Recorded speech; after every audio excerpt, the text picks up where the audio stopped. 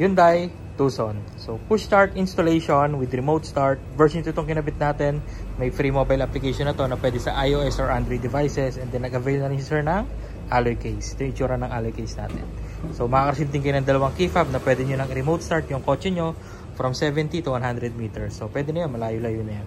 Sa mobile app control natin, pwede siyang i-remote start at least 10 to 20 meters. Okay? So press 3 times lang sa lock button para i-remote start. 1, 2, then 3. Start na yan. So, pag lumapit kayo dyan, mag-automatic unlock na rin yung doors nyo.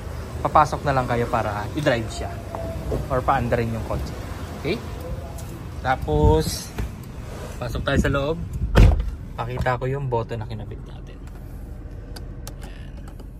Kulay red siya. Pag aksidente na pindot, hindi mamamatay. And then manual transmission, neutral luggage, tsaka handbrake. Kapag nakababa si handbrake, din nyo siya mare-remote start. Okay? Tapos pag tumapak kayo ng brake, kahit hindi pa umalis, auto lock lahat ng doors. And then even naka-andar, pwede ka mag-unlock, pwede ka mag-lock sa key fob. So kagandahan yan, if ever may kakausapin ka na saglit sa labas, iwan mo na naka-under yung kotse mo, buhay ang aircon mo. Pagbalik mo, unlock, pasok sa loob, malamig pa. Kasi sa stock system, hindi pwede yun. Kailangan nyo pang patayin yung makina nyo para ma-lock nyo siya from the outside. Okay? Then kapag nakarating ka na sa location mo, gusto mong patayin, apakan mo lang yung brake, isang pindot, patay na yan. And then kapag patay yung system natin, kulay black yung button nyo. Pag naka-on, kulay red siya.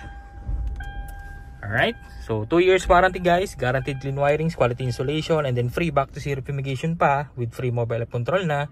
So paubos na yung stocks ko this year. So unahan na lang guys, no. Maraming salamat. Bye.